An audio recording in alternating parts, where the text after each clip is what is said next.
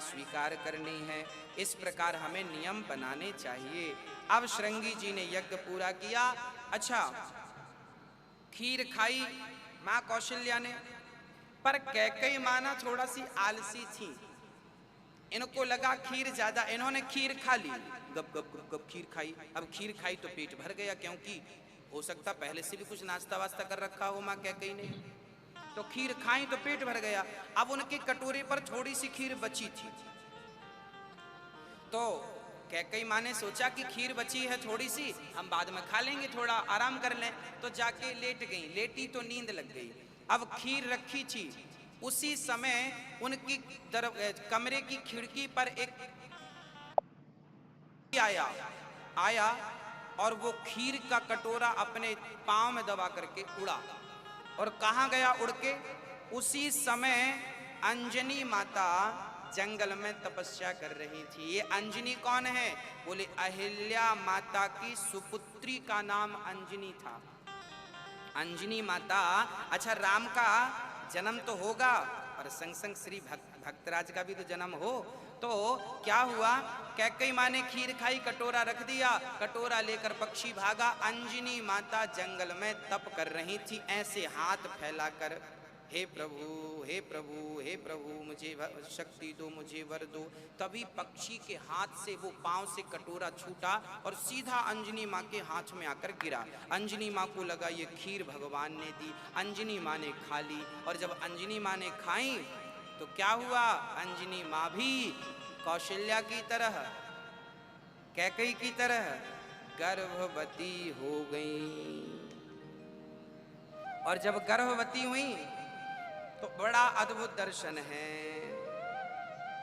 परिणाम क्या हुआ, सब तिथि, बड़ी सुंदर सी तिथि आई, सारी तिथि अनुकूल हो गई कि नौमी तिथि मधुमास पुनीता, शुक्ल पक्ष अभिजित हरि प्रीता। भगवान किस तिथि में आए? नौवीं तिथि में। नौवीं में क्यों आए? अष्टमी में आ जाते, एकादशी में आ जाते, दसवीं में आ जाते, नौवीं में क्यों आए? क्योंकि अंकों में सबसे बड़ा अंक कौन सा है? 9।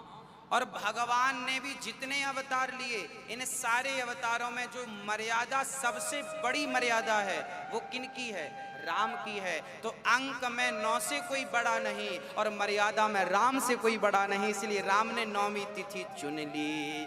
नौमी तिथि मधुमास पुनीता। नौवीं तिथि, मधुमास मतलब चैत्र के महीने को मधुमास कहते हैं। नौमी तिथि मधुमास पुनीता और मध्य दिवस अति शीत न घामा। राम जी सुन कितने बढ़िया। अच्छा, 9 का पहाड़ा जब आप पढ़ेंगे ना तो 9 एकम 9, 9 दूनी 18, 8 और 1 9, 9 दूनी 18, 9 तिया 27, 7 और 2 9, 9 तिया 9 दूनी 18, 9 तिया 27, 9 चौके 36, 36, 3 और 6 9। पूरा पहाड़ा पढ़ लीजिएगा आप। 9 का पहाड़ा जब पढ़ेंगे ना तो अंक संख्या 9 ही आएगी, ना तो कम होगा 1 अंक, ना तो ज्यादा होगा 1 अंक। अर्थात राम जी की मर्यादा कैसी है? बोले आप पहाड़ा पूरा पढ़ लीजिए 9 का, 1 से लेके 10 तक 9 ही आएगा। उसी प्रकार राम की मर्यादा ऐसी है कि कैसी भी विषम परिस्थितियां रहें, पर राम की मर्यादा तो 9 अंक जैसी है, वो खंडित नहीं होता। जैसे 9 अंक खंडित नहीं हुआ, ऐसे राम ने 11,500 वर्ष तक राज्य किया, पर राम की मर्यादा कहीं खंडित नहीं हुई। इसलिए राम जी 9 में आए, क्योंकि केवल 9 का ही पहाड़ा ऐसा है जो खंडित नहीं होता। बाकी सारे पहाड़े कम ज्यादा होते रहते हैं, अंक ज्यादा नीचे ऊपर नीचे होते रहते हैं। केवल 9 का पहाड़ा पढ़ने से केवल 9 ही 9 रहेगा, ऊपर से नीचे तक कोई संख्या दूसरी नहीं है। इसलिए राम 9 में आए। नवमी तिथि मधुमास, और दिन के 12 बजे 12 कब बजते हैं? जब तीनों कांटे, कांटे मतलब सेकंड का कांटा, मिनट का कांटा और घंटे का कांटा, तीनों जब ऊपर ऊर्ध्व मुख हो, ऊर्ध्व पुंड्र की तरफ, ऊपर की तरफ होते हैं, और जब तीनों मिलकर एक हो जाते हैं तब राम अवतार होता है। ये तीन क्या है? बोले मैं अरु मोर तोरते माया। मैं अर्थात अहंकार, मेरा अर्थात मोह, और ये संसार की माया। जब अहंकार समाप्त कर देंगे आप, जब मोह समाप्त कर देंगे आप, और माया को छोड़कर मायापति के चरण पकड़ लेंगे आप, जब आप परमात्मा की ओर देखेंगे, ऊपर की ओर, उसी क्षण परमात्मा आपके हृदय में प्रकट हो जाएंगे, जैसे अवध में कौशल्या के गर्भ से प्रकट हो गए।